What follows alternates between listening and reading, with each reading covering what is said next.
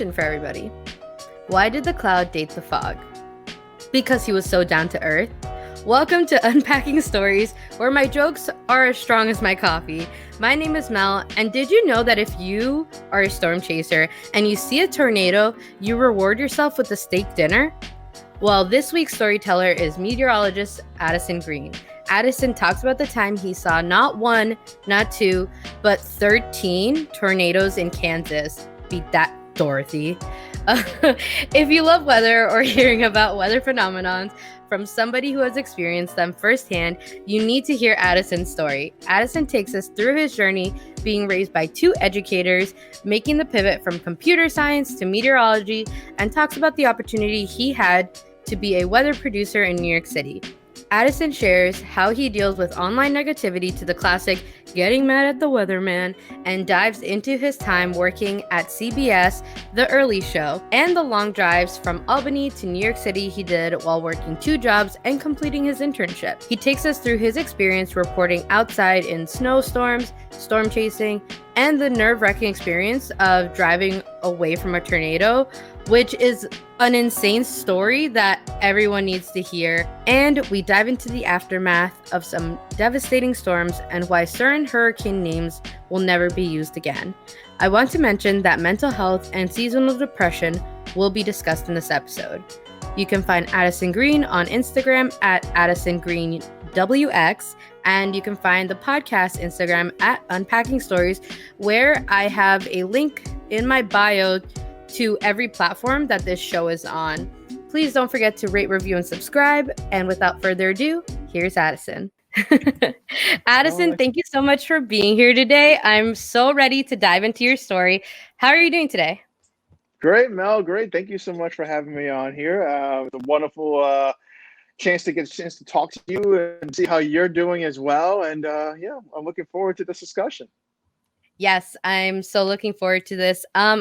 I guess we'll just jump right into it. Where did you grow up? What was your childhood like? Who were you as a young person? Oh boy, if I could ever go back in time and talk to my younger self, I definitely have a couple of stories to tell that young man, like things to look out for, things to be careful of, maybe stocks to invest in. But myself as in my childhood, I was growing up in the suburbs of New York City, out there on the border of Queens and Nassau County. So if anybody's familiar with the Belmont racetrack, I lived a couple blocks away from there. And being the son of two educators, definitely had a lot of chances to always being taught a lesson or picking up on lessons being taught to me, whether I wanted to listen to them or not, one way, shape, or form. But it was a good time growing up out that way. And I spent I would say my grade school years all the way to the seventh grade living in Elmont, New York, before my family decided to move out towards Suffolk County on Long Island, where they lived in the town of Huntington. And they lived there for 20-something years.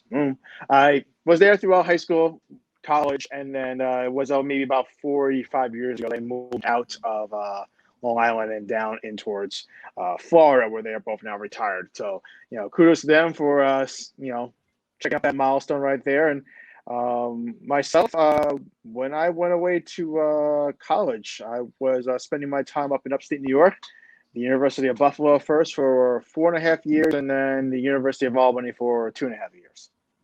Nice. I want to back up a bit because you said a lot of things. So growing up with two educators, did you ever feel pressure to do like a certain amount in school? What was your experience like?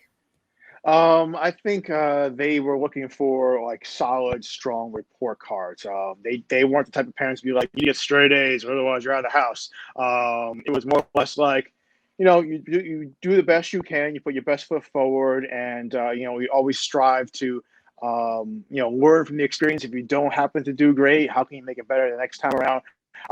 My dad was a biology teacher, and then assistant principal, and then eventually a principal. My mom was a paraprofessional working with kids that need extra help, in grade school years, that can't always get the attention of the teacher. When the teacher is teaching 30 plus kids, you have a secondary teacher to help one-on-one. So I definitely had a lot of mentoring and a lot of like encouragement to keep going forward from both my parents. And it's actually funny. I was actually a rather straight A student. I'm not sure if it was an A plus or an A, but I did very well in my grades up until I We'll got say A to, plus. We'll say A yeah, plus. let's say A plus. We'll keep it high until I got my first F, and I'll never forget because it was sequential math 2 for those that are familiar with New York. And the math classes in New York State, they had the sequential classes of 1, 2, and 3. And I forgot which one learned logarithmics, but I did not do well on that one, and I got my first F. And I thought it was the end of the world, gonna have to show this to my parents, and then they were like, "Ooh, yeah, we didn't do well in logs either." I'm like, "Oh, okay." I was like, I didn't feel so bad to get not so pleasant grade, but overall, my education experience growing up was rather, I would say, tame. They weren't like stricklers, but they weren't ones to just be like laid back and hands off because my dad was a teacher in the same school district that I went to. So everyone knew Mr. Reed, and they're like, "Oh, all right, you don't want to have him come by your classroom and start talking to you." So they're always like, "I just need extra help. We'll help you out." I'm like, "Okay, sure." Uh, what's awesome? Well, first of all, congratulations to your parents for moving to Florida. This is probably one of the coldest weeks in New York, and so I can only imagine that they're enjoying the Florida weather out there. Hmm. And um, I guess so. Being in school and going through, I guess towards the end of high school or something, you would have to take like SATs. We have regents in New York State. I'm not actually sure. I think California is the only other state that does it. Hmm. Yep. But you have all those classes, and then you have like the big thing is like, what are you going to apply for college for? What are you going to do? And we already get those questions in school, but again, like having parents as educators, how did that affect? Did you have it more at like the front of your mind? Was it like more pressure? Like, how did you feel when you had to come to that decision? Yeah, that was a tough decision to go through because I assume this is how it is for everybody going through high school. Like, you get constant bombardment of questions. What do you want to do with your life? Where do you want to go to school? What do you want to study? And you're all like, I don't know. I just want to have fun and relax and hang out with my friends. I think that's Yeah, like the hi stand. me. Yeah, exactly. Like, I'll think about it later. Well, eventually, later comes around, and I uh, got a lot of encouragement from my parents and my dad's side of the family. My mom's side of the family is educators as well. So everyone's like, "You're gonna become a teacher, right? Become a principal." I'm like, no, I don't really have a passion for teaching. Mm, I like learning a lot, but I'm not that great in terms of like doing hands-on, big classroom type instructional stuff. One-on-one tutoring, sure, I did that a few times, but big stuff, classroom stuff. Mm-mm. So after they kept on like pushing me to keep trying the educational path, I decided to go to the University of Buffalo for computer science because I was a big fan of playing with computers and like taking them apart and tinkering with them and designing computers. So I tried to go down that pathway, and for the longest time, it was, what are you going to do with that? What's going to happen? When you graduate college, what kind of job are you going to get? I'm like, I don't know. I'm still learning on the fly, still thinking of where mhm, I want to be. right. I kind of wish I stuck with that path, and maybe I might have designed an app back in the day, and I'd be sitting in a little bit of a different style home if that was the case. But eventually I felt that when I told my parents that I was no longer interested in computer science, and they were saying, "Well, what do you want to do?" I decided to switch it up and do meteorology, and they kept asking me, "So, what are you going to do with that?" They couldn't picture me being on camera. They couldn't picture me delivering the weather, and Mm, honestly, neither could I in the beginning. But after a while of going through University of Albany for their program and eventually getting a job, it became more and more like, wow, he's doing it. Um, so I kind of think of it as like, my parents were happy and of course thrilled that I was able to go mhm, down this pathway and be successful. But I think a little bit of part of them was a little bit kind of a touch disappointed that I didn't follow up in either one of their footsteps. But you know not every child is destined to follow their parents, step by the step. truth. So I think overall Yeah. they're happy for both me and my younger brother, Wes, who is he graduated with a degree in sociology, and he ended Oh, up cool. becoming doing like working in the finance department for Maltese. Wow. What kind of app would you want to create? You said you might, if you would have stuck with it, you would have done an app. What kind of app would you have wanted to create? Oh, I think I would have designed probably some futuristic video game because I was all big into comics back then and playing video Mm. games on computer and console. So I probably would have gone on that pathway and um, probably would have had a lot of trial and errors to get something to work. But at least I would have kept going. And you always see all these apps constantly of like these various games. So who knows how things could have developed or you know went through the process. Yeah, I'm okay with it. I have ideas, but then next thing you know, I'm like, oh wait, someone already did that. Never mind. It's never too late. It's never too late. I'll be watching one day when it pops up on my phone, new app by Addison Green. I'm gonna be like, oh my gosh, he did it. Maybe it might be a weather app. We'll see. I've gotten some encouragement from our fellow former colleague Joe Chaffee about working on a weather app. So we'll see. You never know. People love the Hmm. weather. It's a very interesting thing, and I'm so excited to jump into like your career path and everything. But it's such a interesting thing that so many people love the weather. Like people just love watching it.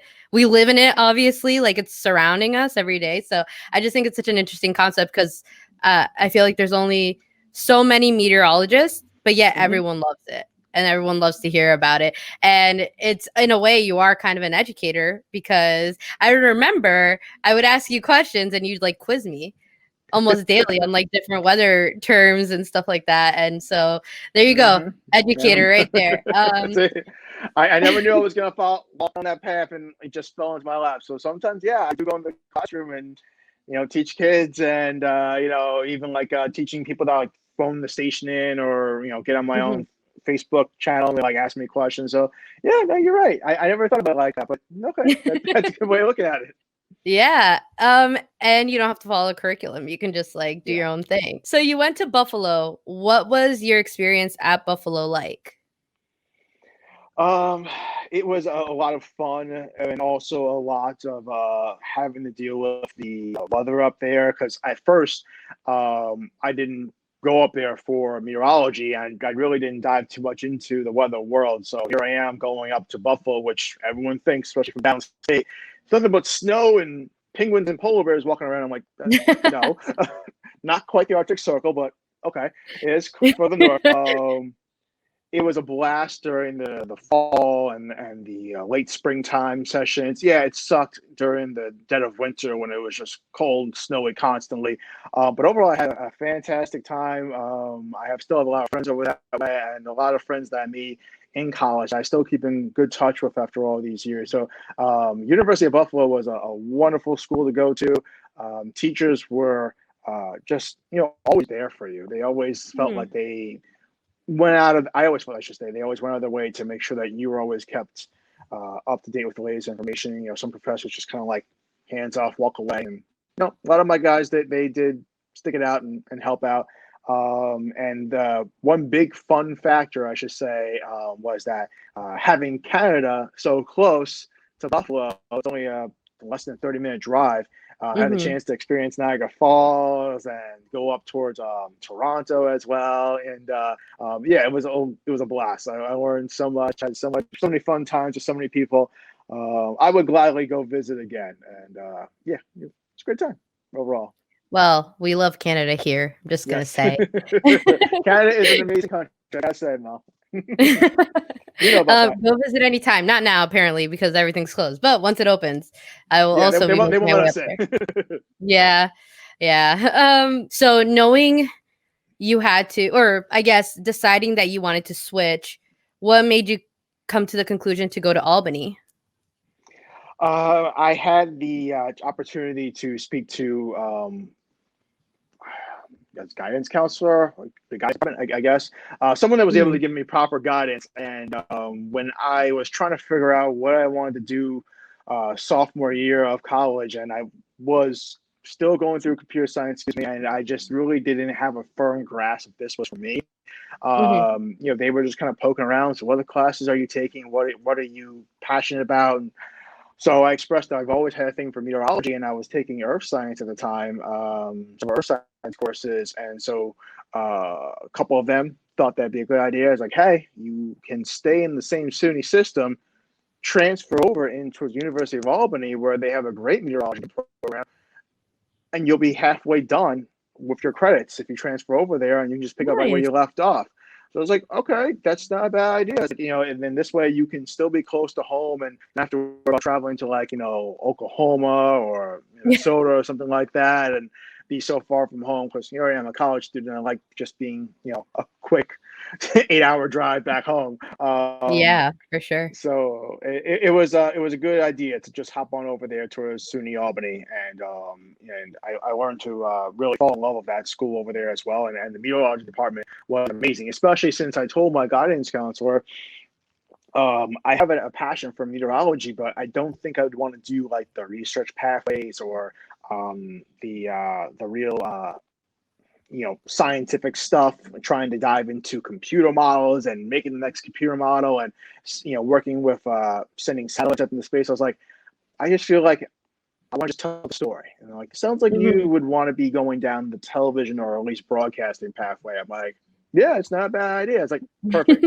They have a sub, not like a sub major, but kind of like it was a concentrated major of Mhm. broadcast meteorology. There's like, that's right up your alley. Not only do they teach you meteorology skills and what you need to know for the job, but they also teach you acting skills and radio skills and theater skills and all encompassing of journalism as well. I was like, perfect, sign me up. So I Yeah. ended up finishing up my time at Buffalo, and I was like, well, I don't want to let this party go to waste. I want to have a good time still, and walk with my friends and whatnot. So Mhm. graduated with a Bachelor of Arts over there at Buffalo. Took 6 months off, went home, and then I went to Albany and spent the next 2.5 to 3 years up there.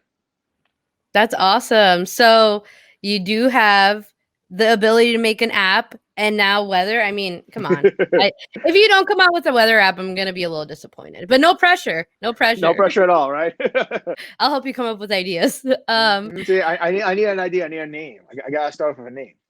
Oh my gosh, Addison Green. There's probably so many things we can do with that. Yeah, hmm I'll come up with something. Don't you worry. Heading to Albany, I guess what was your experience like in Albany?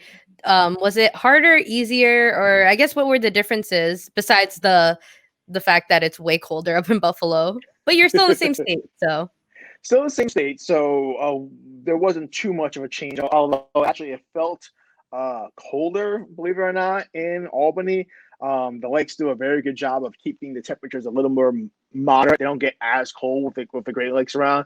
Albany, even though you got the Hudson River right there, yeah, the campus is still far enough away where you have like this just cold that just builds in, doesn't really break down. And on top of that, for those not familiar with the University of Albany, they have what they have called the I'm academic. sorry. It's okay. You okay?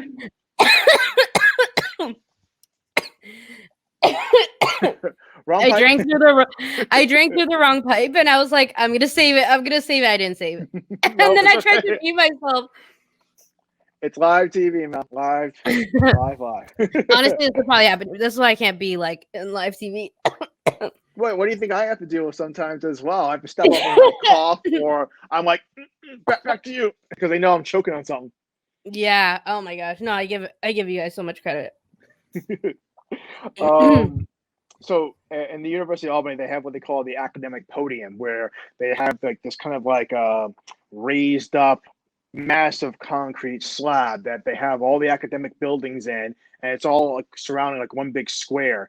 So it's like a big, almost like a big building, except all hollowed out. So there's a lot of columns around, and it's all one big design in terms of everything was made at the same time. So all these like nice even corners and whatnot. Anyway, wind blows right through all of that, and it just gets funneled through. So it acts like to speed up Oh. the winds. And if it's cold, you walk around that corner and it just cuts right through you. And so there were a lot of mornings where I didn't even need a coffee. I stepped outside. I'm like, whoo, I'm awake. Time to go back in. And I was good to go. I met a lot of good friends over there in the Albany area. That's where I established a lot of contacts as well, eventually for the business. And Mm. outside of going to school and then eventually got my internship there at the Fox station over there, Fox, Albany.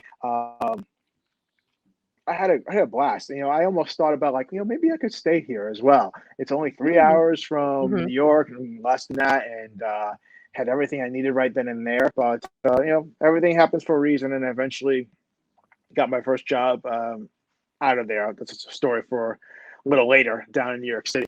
But overall, Mel, yeah, I had a blast in Albany, and I still go back there to this day. Still got some friends over that way. I try and visit every now and then.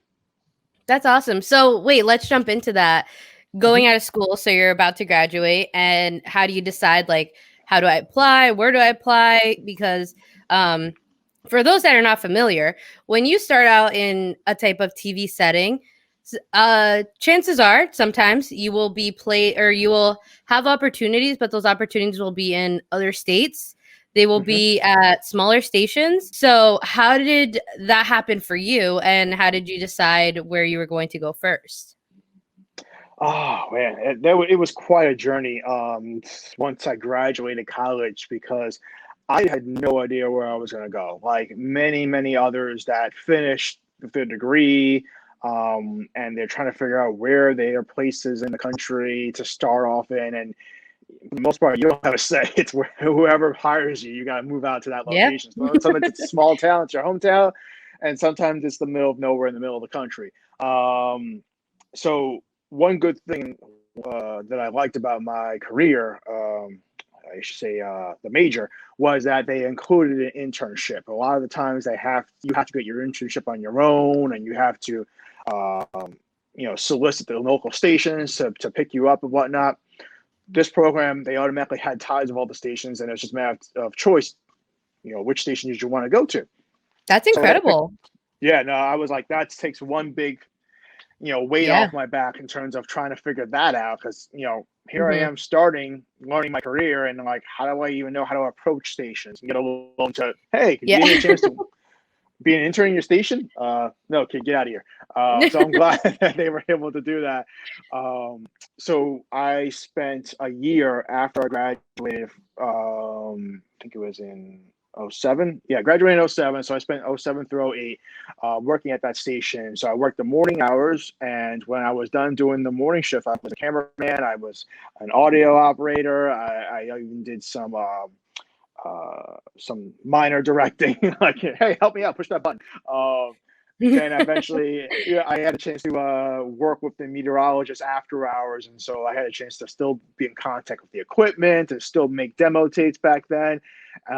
Extremely nervous anytime putting me in front of the camera. Like people are watching me, I'm like, I Yeah. look bad, I sound bad. Don't look at me.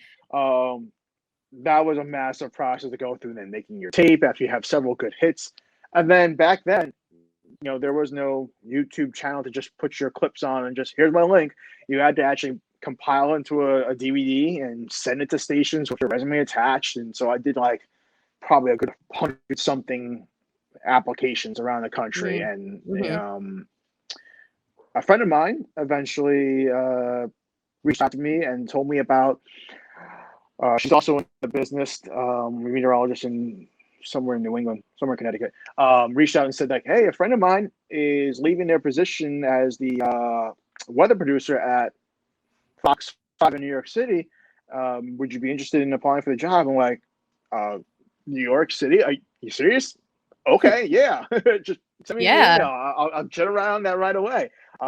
So after talking with them back and forth, I eventually started driving down for I think 3 or 4 weeks, driving down from Albany, working a few morning shifts, staying at my parents' Wow. house nearby on Long Island, and I would drive back up because I was a server at the Outback Steakhouse in Albany over that way, and so that was paying the rent. So I still had to keep that job, and so I was doing a lot of commuting back and forth. But eventually, they did hire me down there at Fox, and so I was like, well, I got to move. So I moved back in with my parents for a couple of years, and was having a lot of fun working down that way. Like I couldn't believe it. Most people start in the middle of the country, Mm-hmm. small market stations. I'm like, here I am starting in the number one market in the biggest city. I'm like, this is insane. I could never imagine that. And I think it's like 2008 I started. Yeah. That's awesome. That's really cool. I never knew that about you, so that's really cool. And you hustled. I mean, to drive to from Albany to New York. I mean, 3 hours, it's not terrible, but it's also like when you have that, and now you said you had another job, and then you're doing an internship, it's like juggling all of that. And then, it like it pays off, but that's so much. So kudos to you for doing all that. Thank you. And Thank then you. landing yourself in New York City, that's amazing. Working for the Fox the Morning Station was just nonstop great times. The people there were phenomenal, and this was, um, I think I officially got the job in August. I started in July, and I remember because it was just after The Dark Knight came out, the movie The Dark Knight, and I Mhm. went to go see it with a bunch of friends. I remember, back then when you had to wait on lines outside theaters to buy tickets, and so I remember telling them like, I can't believe it, they just gave me a call. I got a job starting in New York Aw. City. Like, when do they need you?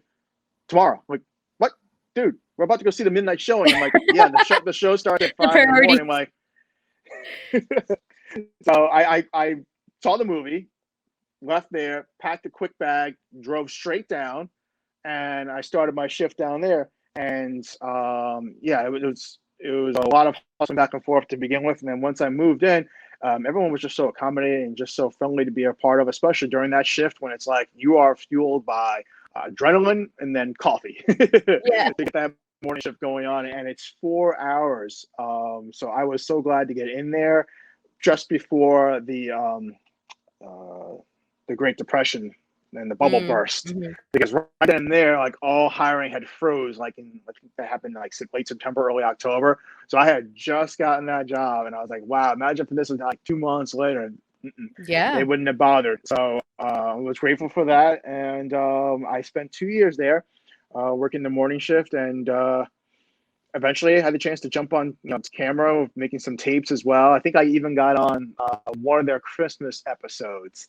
They brought me on Oh, to do the cool. weather, and because they're like, well, why not? It's Christmas morning. It's a Friday. Addison, go ahead. I was so nervous. Like, man, I mean, talk about butterflies in my stomach. It felt like, an entire butterfly colony in there. But I did it, and I made it work, and everyone was like back home was watching because they were getting ready for Christmas dinner and whatnot. So like, oh my god, this is happening! I was gonna Um, ask, how did your parents feel?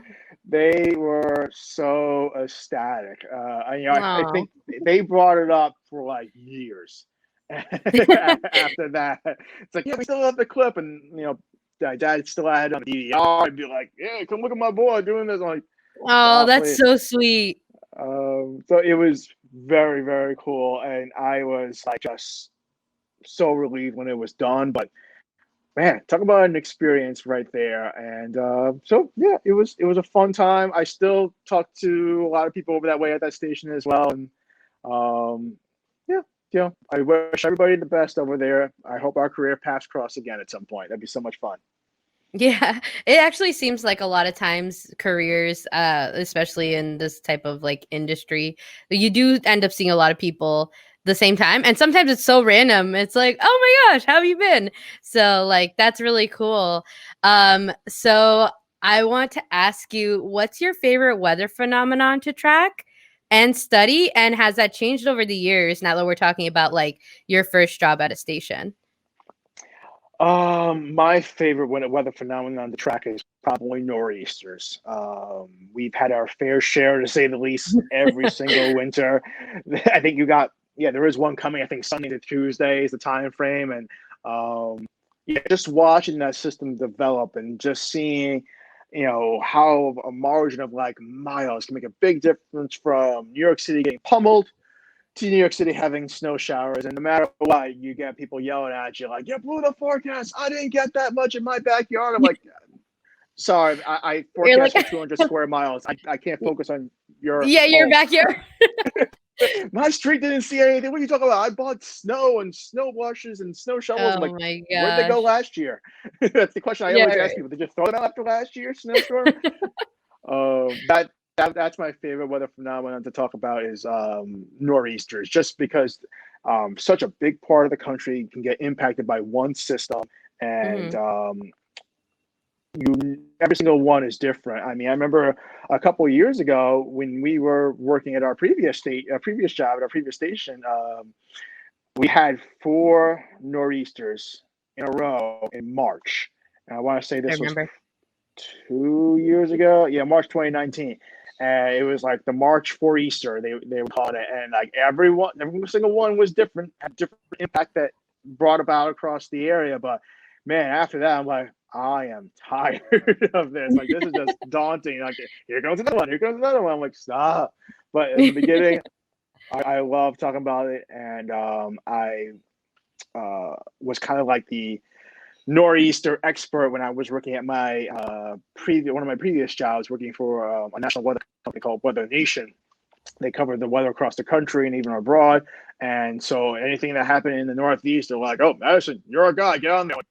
Okay, well, I can only talk for so much for somebody else to help me out here. But it was always a great time to be like able to like add that to the table and have people that don't honestly, have prior experience with it firsthand. Say they're from like the Midwest or California. They're like, "Yeah, how do you even talk about that? Like 2 feet of snow, like in a city? We see that in the mountains." I'm like, "Oh, trust me, we get it. And if you get it here in New York City, shut it down." Yeah, for sure. What I guess, how do you react when people get mad at you? I was gonna say, what do you say? But like, you don't. A lot of times it's like emails, or I guess now it's more like Facebook comments. But like, what do you say, or like, how do you feel when people's like, I bought this and now I can't use it, or like, you didn't prepare enough for this, as though it's like your responsibility to do that for somebody, right? Yeah, I feel like I am personally responsible for so many botched outdoor events, gatherings, pool parties, what have you. And it's always like, "You didn't tell me about this." I'm just like, "Sorry, I did at one point. Did you watch all my forecasts?" Not to say that I'm always right. No. But I am more or less consistent, at least with my response. Like, "Hey, I'm so sorry that happened to you. That X, Y, and Z event got impacted. I hope it wasn't a washout or snow out." But whenever I talk to the general viewer that sends something my way, whether it's an angry tweet or Mhm. Facebook post or something like that, I just, "Hey, I'm sorry it happened like that. I hope the next event will be able to go on without a problem. Personally, ask me if you have any questions about the forecast. I'll be more happy to answer them for you." And just feel free to reach out anytime. They always want to feel that you are there for them when they Mhm. need you, and not just yourself on TV. Here's my broadcast, and then just walk off by. If they have any questions, they may reach out to you either through the station or through your own personal channels. Either way, I always try and answer them in a timely manner, because that's somebody's life that possibly needs For this sure. information, and they are trusting me to give them the answer. So I always feel bad when it's like something that just got impacted heavily, but I always feel good when they're all like, "Hey, you nailed that storm," or like, "Hey, you told us don't worry about that hurricane, and it didn't really bother us." "Oh, that's awesome." Like, "Okay, well, thank you." Try to feel like I'm like Yeah. one of your friends. Yeah, that's really nice. I feel like you always see the same people too, and that are just so fascinated by what you do.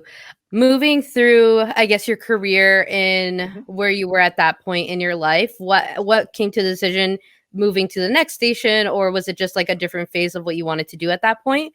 How did that go about? From my first job at Fox 5 to my next job was a massive leap in career. I went working at CBS News for their morning show, the early show, and national show, like like the Today Show or GMA. And I was beyond ecstatic that that was even possible. I just so happened to be at the right place at the right time, and someone made a phone call and was asking about my availability. Meanwhile, my bosses there at Fox were just like, "If you turn down that job, we will fire you." I'm like, they were definitely very encouraging over there, to move on up, and talk about an experience of a lifetime. To In this business, so many people, if it's a desire, try to get to the national level, and they either Mhm. never do, or they do, and it's just like a one-shot cameo. "Hey, we need to talk to so and so out in wherever, and we're going to put you in the national news to talk to so and so anchor," and then that's it. The fact that I worked for them for 18 months was amazing. I was a weather producer for the morning show, but I was also their meteorologist for all their various network shows as well. So I got people calling me from like California and Texas and they ask me about stuff. And like, meanwhile, it's like 5 o'clock in the afternoon. I'm like, I'm trying to go to sleep. I have to be up in a few hours. Like, hey, we need you to make sure you come do this, come do that. I'm like, okay. I wouldn't trade it for anything in the world. It was such a blast, and I probably would still be there if the show didn't get canceled. So unfortunately, there I went, and CBS, the early show was replaced by, I should say, CBS this morning. So will I ever get back to network level? I have no idea, but if the opportunity knocks, I'll definitely answer the door and be like, hey, how you doing? What do you got? I remember me. Yeah, remember me? Yeah, how's it going? But no, I'm totally happy where I am right now. And like I said, if things pop up that way, I'll see what happens. But for the most part, right now I'm at a CBS affiliate station in Texas here at KHOU. And it's been a blast. I'm so glad to be here. I never thought I would see myself down in Texas, but yeah, it's been amazing. How do you like it? This is my first local network shop, and most people, they check that box off right in the beginning. You start on a CBS, a Fox, or an NBC or whatever, somewhere in the country. I started as a weather producer, and then my first on-air job was with a national weather company, and then my first local job was at FiOS One News. So this was my first local network shop, and it was kind of a whirlwind of experience to go through in the beginning, because here I am in a local neighborhood. Everyone's looking at me, and everyone's like, "Okay, you're one of us. You're a Houstonian now." Feel. Yeah. Yep, that community feel. So I never had that before, so that was so fun to experience firsthand. And then over time, I eventually grew to really like the city. The people are awesome, and I'm glad that I get regular people, I should say regulars, that might chime on in on my Facebook page or my Twitter page, like ask me questions, like, "Hey, I can't wait to watch you this weekend coming on up." So it's pretty cool. I like it. Yeah, I will say the small stations, I did enjoy it as like working there first because I felt like you're very close with your coworkers. I worked the morning shift as well, and so I remember like you're just close by nature because you're the only ones up at that time. And then also the community, like you said, you see the same faces all the time, either commenting, or I feel like with a lot of the communities or the smaller stations, you get to go to more of the community events and like parades, stuff like that. So you kind of get to know people actually in the community who are going to see you. And I guess that kind of can make you feel more like a part of where you are. If you've ever had to like report on like something that's going on, whether it's like a snowstorm, rain, have you ever felt in danger being out there? Have you ever actually had to go out there? Yes, I was in Joplin, Missouri. Several years ago, there was a massive tornado. I think it was 2011. If I'm not mistaken. There was a massive tornado that dropped down across portions of the city. Massive path of destruction in its wake was left behind. 150 people killed. Changed a lot of things in that part of the country in terms of how we look at tornadoes, and just because how it unfolded so quickly that so many people didn't have a chance to even seek shelter. Oh my gosh. I was actually on a storm chasing trip with a couple of friends of mine, and we were actually supposed to be in Joplin, and we had overslept our alarms, and we had missed it by an hour. Thank goodness. I know. I was like, that's one story I can never tell anybody when they say like, "Oh no, I overslept." I'm like, oversleeping can sometimes be okay. Trust me. Yeah, for sure. Because I would have been right there caught in Oh my it. gosh. So I hate to think about that. But 4 years after that, I was working with Weather Nation up there in Denver, Colorado, and we had decided to start storm chasing, going out in the field. And they said, "Oh, Addison, you've had experience before. Would you like to take the inaugural trip out?" And I was like, "All right, sure." So me and my cameraman Martin drove out from Denver to Joplin, talking about the storm potential, and we were in the city dealing with a whole lot of strong thunderstorms coming our way, and they started getting warnings put on them, and then they started showing signs of rotation. We had moved out of the area to try and get away from all the trees that we were around, and we Mhm. ended up going slightly out of signal range. So we started to see our equipment not getting data anymore. So like, oh, we got to turn around. We got to go back. I had no Yeah. idea. It was my first time in that part of Missouri Mhm. in a while. And so I remember looking as he had turned the vehicle around, going back towards the city. I'm looking towards the side, and all I see is darkness, flashes of lightning, and then I can see from one of those flashes the lowering of the cloud. And from what I saw was like a funnel cloud starting to come down. I'm just like, drive, drive, drive, drive, You're because it like, was like maybe step like on it. yeah, like move fast, because it was Oh like my maybe a gosh. mile away, and we were like still a good distance away from the city, and we were on this like singular road that had nothing Yeah. really on an offshoot to shelter you if you needed to. So we had gotten back into the city, went back to our spot that we were going towards, and we went to a nearby mall. I remember we grabbed whatever we could, like camera equipment wise, and just ran into the mall to seek shelter, still leaving Whoa. my camera recording in the dashboard. So we got the footage of the storm coming in. But talk about a nerve wracking experience, especially after I had just been there 4 years prior when that city got Yeah. hit by a devastating tornado. So it definitely did raise a lot of alarms, including the then hair on my head standing up. Like this is a bad sign. But Yeah. thankfully we were not impacted. And the next day, we went around to go see where tornadoes did touch down, seeing the damage in those Mhm. areas. Thankfully, they were just rural areas, a couple of farm blocks that got impacted. No Mhm. people, no property, so everyone was okay. But that was a story to tell. And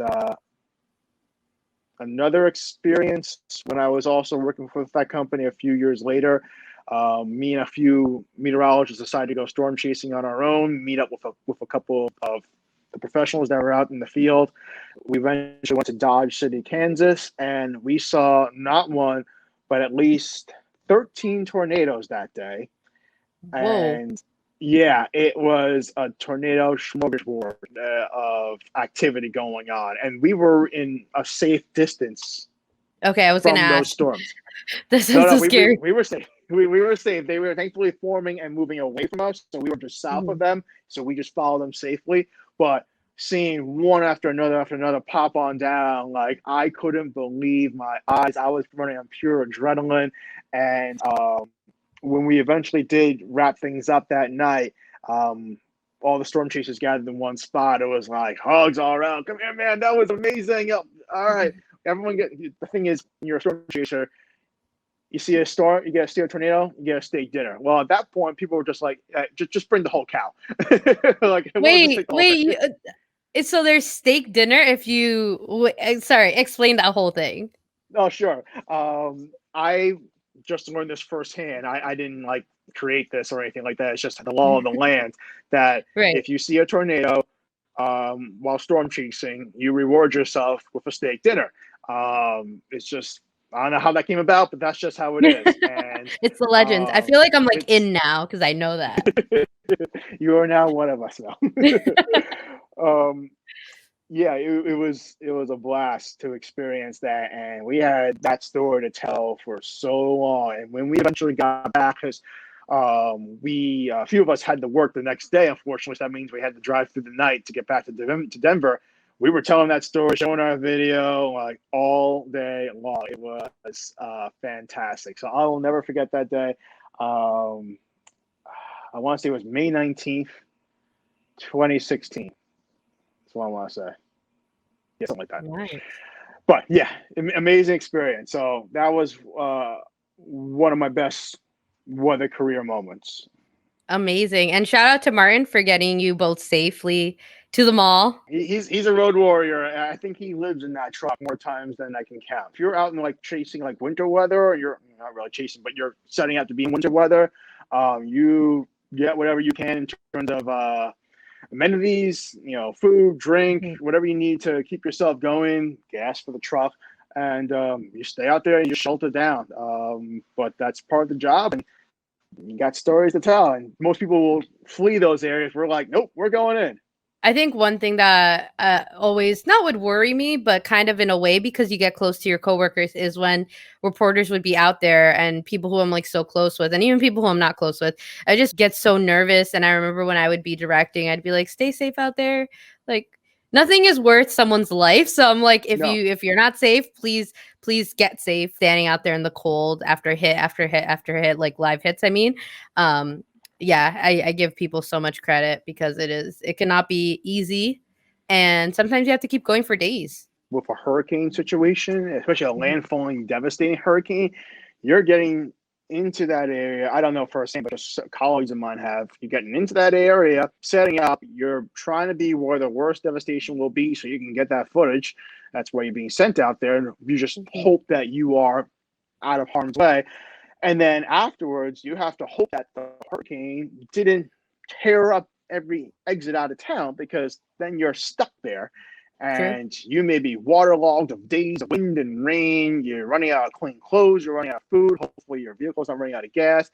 And then afterwards, you may be there for the rescue operations or, hopefully not the people saving operations, having Hmm. to, I've seen people having to be picked up by storm chasers and, Right. taken out of harm's way. But you can Hmm. pretty much plan to be 2 weeks out of commission for into and out of a hurricane experience. So yeah, I never encourage anybody if they're looking to just get a cheap thrill, like don't do it, don't bother, leave it to the professionals, watch their footage on YouTube or something like that. But if you do have a passion for it, do it the proper way. Make sure you get your experience, your education first, and then go out with a group. Never go by yourself. Because if you get stuck out there, you're on your own, and you may not be able to have someone come get you for quite a while. That's true. I'm someone who likes to see footage online as well as if I'm ever in the vicinity but safely, I'll catch some things. There was the I can't remember what it's called actually. What was recently? It was the Northern Lights were almost going to be able to be seen here or something. Yeah, I think it was like maybe Yeah. 2, 3 weeks ago, something like that. By the way, you mentioned that we might be getting a storm this weekend. So we're recording this in the end of January. So Oh, if this comes out in March or April, I mean maybe because March yes. is kind of very unpredictable, but Hmm. be sure to watch Addison for the actual updates because Yes. that might not be the case at that point. I forgot I should have made that disclaimer because I'm like everyone's gonna think there's like a storm coming. We are recording this Friday, January 29th. So the storm I'm talking about is for that weekend. It's coming. How bad is it going to be? Still a question mark in terms of the actual final amount for snow and wind and whatnot. But definitely watch the local guys out there for any of your weather experience. And if you're in Houston, find me on Channel 11. That was very professional of you. So, what is your favorite model and why is it your favorite model? I like to look at most meteorologists say they have a variety of models and different time slots and when they come out.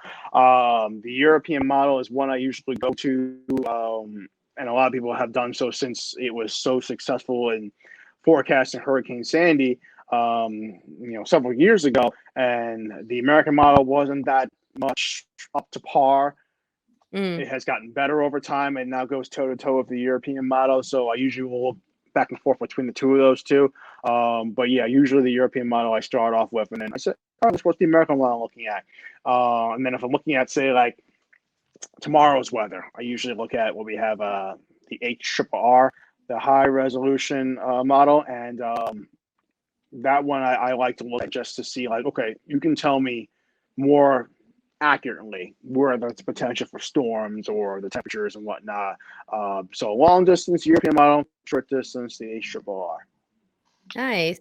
And I think I've asked you this before, but I can't remember who comes up with the names of snowstorms or hurricanes, and how did they decide on that? Whoever they are, who are they? I know it's you have not asked me that one yet. At least I can recall. But hurricanes and tropical storms, those names are picked by a predetermined list from the World Meteorological Organization, and they are based in Europe. And so they break out the list for the entire planet because you have Whoa. cyclones in the Indian Ocean, you got Hmm. typhoons in the Western Pacific, and you have hurricanes in the Eastern Pacific and the Atlantic. And so there's a list that comes out that rotates every 6 years. And then if a storm is devastating enough or damaging enough or, life threatening enough, Hmm. unfortunately, um, that name is removed off of that list and it's Oh, retired, kind of okay. like retiring a jersey of like a sports player. And so we'll never see another Katrina. We'll never see another Harvey because that name is just etched out of any rotating list. That storm should never be thought of again because I can't imagine someone say, that's another Sandy coming? Oh my God, or Oh another my Andrew gosh. or another Katrina. Like, no, it just brings up too many bad memories It's for many. traumatizing. Yeah. Yeah, it's exactly, it's traumatizing. No one wants to have to go for that potential again. Here's Hmm. Katrina part two. Nobody wants that. So a new Yeah. name is picked off that list by a committee that gathers every year. Um, so they do that, and that list gets down to the National Weather Service here, and then that list is the same list that we show you every year because we can show you, hey, here's the names for the next 6 years, and like, hey, is there a Hurricane Mel potentially coming our way? It's possible. I mean, have you met me? No, I'm just kidding. Here she comes. Yeah. Watch out for her. So Mhm. have there been repeats in history? There were, I don't know the exact year, but there was a time before they started retiring names that names were recycled. Again, I can't think of how far back Mhm. that goes, but there have been repeat names, or if a storm was not devastating enough, maybe it lasted a long time out in the ocean. That name may get used again, so maybe some people may be thinking about that name again. But for the most part, names are retired. You don't usually get repeats. Um, and for winter storms have not been named by any official governing body. There are winter storm names out there that have been out there for a few years, but those have been made by corporate entities, such as the Weather Channel. They started naming winter storms, I would say, back in 2014, 2015. And it does help for some things, Mhm. streamline social media. So you can do hashtag winter storm, whatever. And you can see a whole bunch of images and videos pop up for that and people's thoughts and comments.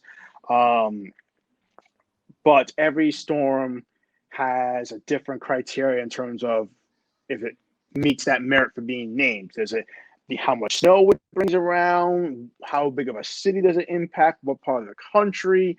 Mhm. Is it a rainstorm that transitions into a snowstorm? Does it cause blizzard-like conditions for a period of time? There's so many different factors to take into effect of naming storms that some people may go, well, you named that storm over there that impacted Chicago, but you didn't name that one that brought 2 feet to central Kansas. And people be like, well, what's in central Kansas? Like, there's a couple of small towns, but yeah, people still live Yeah. there. But who goes about naming that? So rather than being some governing body, the Weather Channel decided to do that, and sometimes it's helpful. Like I'll never forget Winter Storm Nemo that impacted the Northeast and brought.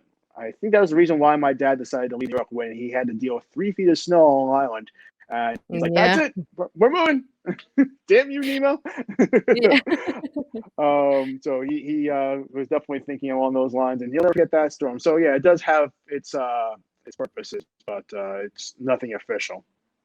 Nice. This is so fascinating to me because I've always wondered. I was like, who comes up with the names? Like, is this a secret society? Who are they? Because I have asked this like in a work setting, of like who names it, and they're just like the committee, and I'm like, who's the committee? It's we don't So speak of the committee, Mel. They yeah. have their cloaks, they have their candles, they have their secret organization, and that's all we know.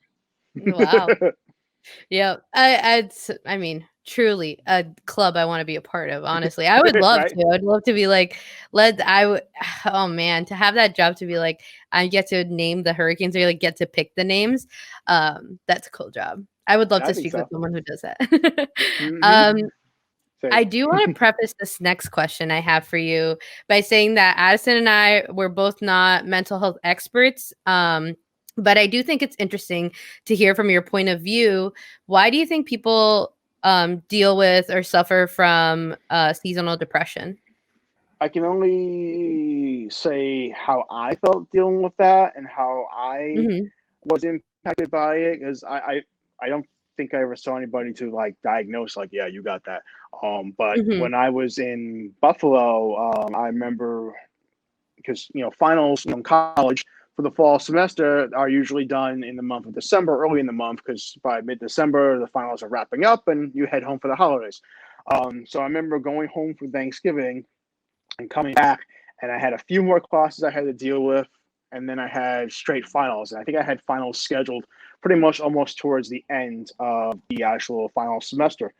Um, Between studying in the library and studying in my dorm room, I didn't see the sun, and it didn't help that it was cloudy and snowy with probably lake effect snow, if I can think back that far, every Mm-hmm. single day. So for 3 weeks, I didn't see the sun. And to deal with the cold and the darkness and having to study, and you're trying to study properly, so you're trying to stay focused and not be Mm-hmm. distracted by anything around you. So usually you're being isolated, and after a while, you're like, I wonder why I kind of wake up and like, you feel just kind of like saddened by it. And, Mm-hmm. especially around that time frame, at least for me, there's a lot of pressure and anxiety of the test, and you're studying and whatnot, Yeah, and for hopefully sure. you do well.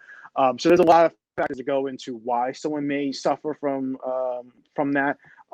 But all I can say is reaching out to someone that you haven't heard from a long time, or that is going through something like that, can go a long way to bringing them a ray of lights. And Mm-hmm. communication, just even a little face-to-face gathering, these days, a little Zoom gathering, goes a Mm-hmm. long way to brightening up someone's day and knowing that they're not alone. And hopefully everyone that is thinking that they're seeing something like that develop with themselves can reach out and not feel that you're bothering anybody. No, you shouldn't Mm-hmm. feel that you're bothering anybody by looking to just reach out and just say, "Hey, hi, how you doing?" Even your own parents, your own family. Yeah, and I feel like maybe it's hard to obviously go outside and walk in the cold, but I do find my thing that gets me up is wanting to watch a good sunrise, cuz I do love the days when it's sunny, but it's also snowing, a little chilly. So days like that I try to take advantage because we do see a lot of gloomy days in this, the winter time. The days we Hmm. actually do have sun, I'll try to make it a point to like go watch the sunrise because it's just beautiful. So Yes, yeah, so I, agreed. I thought it'd be interesting to just bring that up from like maybe a meteorology standpoint, or like, like if that even is intertwined with that. Do you hear about it in conjunction to like what you do, or like, maybe the responses you receive online, or however people communicate with you? So thank you for that. No, no problem. I do. Actually, I have not gotten viewer responses in terms of like how they're feeling with the weather, except for them being annoyed that why haven't I seen the sun in a few days? This is crappy. Can't go out and do anything. Yeah. Because we went through a stretch not too long ago in mid-January where like we didn't see the sun for like maybe 5 6 days, and for Southeast Texas, that's rather unusual. But all I can say is that you take whatever opportunity you can to boost your spirits, get you out of your surroundings, because even your own surroundings, especially this day and age, can start to weigh down on you. Like you're seeing the same four walls day in and day out. You go down to the mailbox and go down to the grocery store. Break up the routine a little bit. Try to Mm-hmm. find a way to even go for a walk, even if it's a snowy, cold part of the country. Find a day where it's like not that bad to be out and about, or just layer up and just go out and just put your favorite tunes in, something pleasant, and just go out, get that fresh air. It goes a long way. As they say, mind, body, and soul, it's all connected. You gotta feed the soul. Gotta feed the soul some good vibes. And Yeah. a little sunshine, a little fresh air goes a long way to just perking up your spirits. Coffee to keep you warm out there. Hot chocolate. Absolutely. Mm-hmm. And hot um chocolate for those that don't drink coffee. Absolutely. Hot tea. yeah, tea. That will welcome you when you come back and you're cold. Like, oh, why'd I go outside? Like, oh, hot beverage. Thank you. Yeah, I like to put on the Yule log on TV, because YouTube has a lot of those. It just makes me, and then I Yes. have candles like on like where I have my TV. My it's a bookcase. I was gonna say Mhm. a library case, but it's a bookcase, and I just put candles in front of it. It's nice. It's a nice scent. So, I want to actually ask you something else that not sure if you really know. When it comes to forensics meteorologists Mhm. or meteorology, forensics meteorology, do you have an idea of how they recreate certain weather events, like extremely cold nights or rainstorms, in order to help with an investigation of a crime? I didn't know firsthand Hmm. how that process goes about. I've seen several colleagues eventually venture into that pathway of meteorology once they say they've left the broadcasting booth and the television camera. And I think it's not so much creating the physical recreation of the actual environment of what you're talking about for, say, it's a legal case, but maybe it's going over the data to try and see, hey, did we have rain that came down back on that day X many years ago that would have caused the foundation to be soft? So when we went back out and decided to build a building on top of that foundation, that was the cause. And so going back and looking at data and looking back at graphs and whatnot, talking to meteorologists, say from the National Weather Service that were around back then, see if they can recall. You're going over Hmm. that information. So you are painting the scene, you are recreating the scene, but it's more or less from a data point of view and trying to see if the numbers verify the claim that someone is putting on out. Rather than being like, hey, we need to figure out how rain would look on this roadway to see if those tires would be slick or whatnot. Hmm. That's more or less something that's like experimental that someone is doing, like actually like in a lab. They're testing a product, or if they're testing a situation at hand. Say like, hey, we made this new walkway right here to entrance into the building. Well, how does it handle when it's wet? Let's try it. Okay, then we can see how that would be. And then talking to a meteorologist, perhaps, could see like, okay, well, how would this work out if this was slightly colder? Say we're talking a slick, icy surface. Okay, we can establish that. What parameters do we need to work on to set that situation up? So your meteorologist might be consulted on that. So yeah, meteorology is using a lot of different avenues. Forensic meteorology Yeah, for being one sure. big one that a lot of legal cases can sometimes be taken a different way. You know, Hmm. looking back at the data and being like, oh, okay, it was really like this, not like that. Case dismissed. Yeah, that's awesome. See, I wanted to ask because I feel like even though it's not exactly what you do, I was like, I feel like you would have at least an idea, because it is still in the meteorology realm of like all of that. But it is very interesting how like something like the weather, you really don't have I mean, you don't have control over it really, can have so many factors in people's everyday lives or like just the world, right? Because like I just asked you about forensics meteorology, you talk about it in the sense of mental health in terms of like weather and all that. So I think it's that I've always found really, really fascinating. Sunrise or sunset? Uh, Sunset, usually because I'm more up at that point in time rather than the sunrise. Sometimes I am up if I'm working that shift. I am up to see the sunrise, and it's always amazing. But I do enjoy myself a good sunset, especially if it's after a hot day. I'm like, go away, sun. Stop cooking me. Yeah.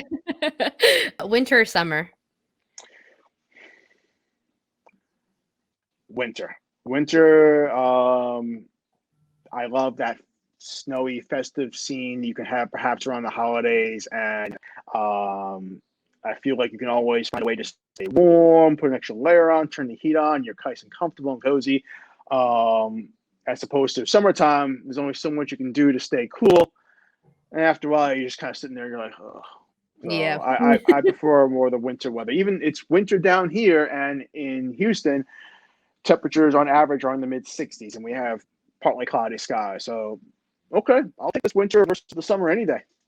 I was gonna say, I feel like that's a very nice place to be because you can still put on a sweater probably at night or Mm-hmm. like, if you're cold, but you won't be like sweating when you walk out the door. Like if you have Right. your AC on in your house and then you leave and then you're like hot and it's like anyways. No, you're right. I agree. It's like what I go through, right? So who do you look up to in the field of meteorology or just in your career in general? I used to younger, like, starting off the career. I used to look up to people like Al Roker just because such a familiar face and see what he did Hmm. and how he did it was like, wow, it's amazing. Of course, there's TV, anybody can see it anywhere. But over time, like I found that like my professor, one of my professors, wow, drawing a blank. That's not good. Mike Landon. He was my professor in the University of Albany. Amazing guy. Taught us so much, and in such a fun way of doing it too. And he drilled weather stuff into us with like flashcards and a weekly quiz and weekly things that were due, assignments that were due. So it was like after a while, it felt not so much boot camp because that's how he depicted Mhm. it in the beginning, but it felt more like we were all in this together. We're gonna survive this, and it was a super fun activity time frame. And we all joke around, those that I still keep contact with from those classes, that had he was such an influential teacher. So I more or less look up to somebody like him, even though I've worked with dozens of meteorologists around the country. Look Mhm. at somebody like him because not only could he inform us, entertain us, and then have us coming back for more. I'm like, you want to be able to be, I feel like somebody like that, because that would be, he wasn't a broadcaster or anything, but that would be the best way to present a broadcast and have people coming back for more. Nice. That's awesome. If you could go back and have a conversation with your younger self, what would you say to young Addison? Hmm. Um, Trying to think of like Back to the Future. Like, what would I say that wouldn't jeopardize the future? Here's that sports almanac. Start betting. Yeah, No. yeah, right. This is gonna win. You're gonna want to bet on them. Put all your money in your piggy bank on that team to win that year. Trust me, and then just disappear. Um, I think I would go back and tell my younger self is to not be so concerned with the unknown. I was a very shy Mm. kid and I was always hesitant about doing things. I mean, even trying to do demo tapes, extremely hesitant to step out into that spotlight. Um, I would definitely encourage myself early on. Play less video games at home, despite it being such a fun thing to do back then. But go out in the Mhm. community, go out, hang out with your friends sometimes. Don't just worry about, what you're going to be doing, goofing off, but like actually do some serious, legit things that you can take those memories and remember because once those years are gone, they're gone. So live them up to the most, have fun.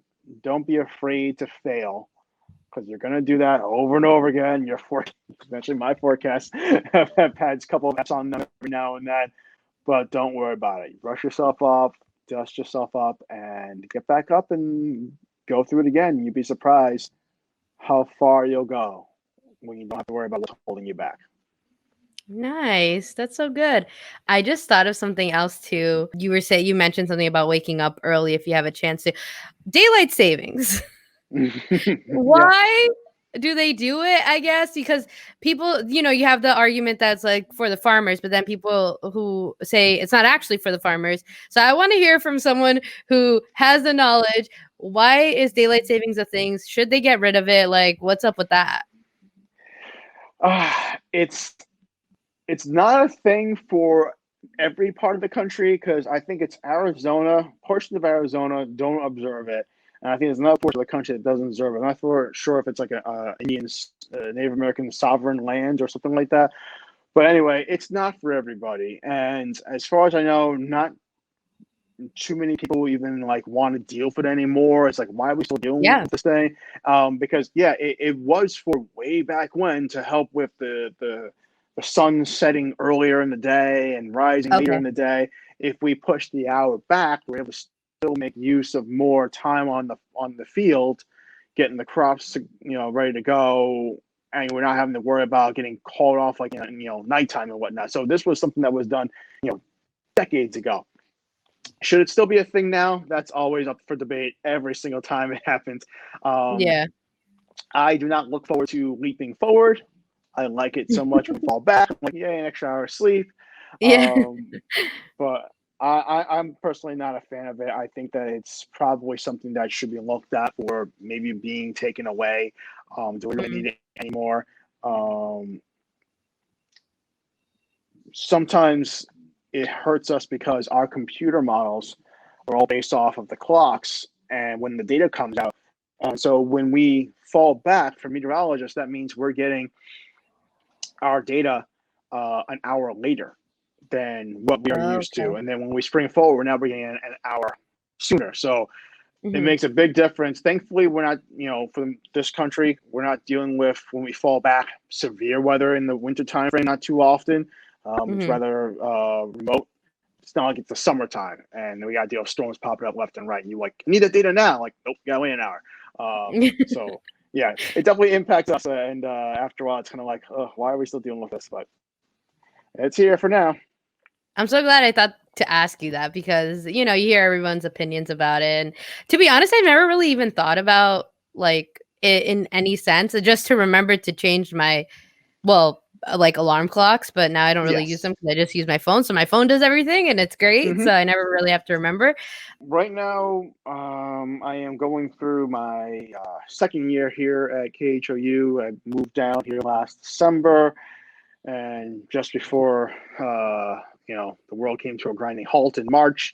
So thankfully, I acquired this job and I made this move before everything changed. So right now, I am just trying to do the best I can to be safe, still enjoy my job when I can. I work remotely from home. This is part of my home studio. During the weekend and on the weekends, I go into the studio and, we see where it goes from there. There's so many unknowns this year that I don't know what to think of what's going to happen next.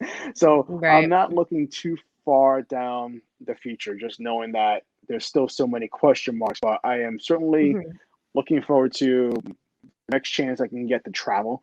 I miss traveling so much, and just seeing the world and just being able to do things in town. So for me, next is trying to figure out where I'm going to travel to next. And I have 3 flights that I could not use last year that are all sitting as credits, so I have to use this year. So I'm going somewhere. We'll see where I end up going. That's awesome. Hopefully, by the time I get the chance to go, things are better out there and vaccines are everywhere. But I'm looking forward to traveling.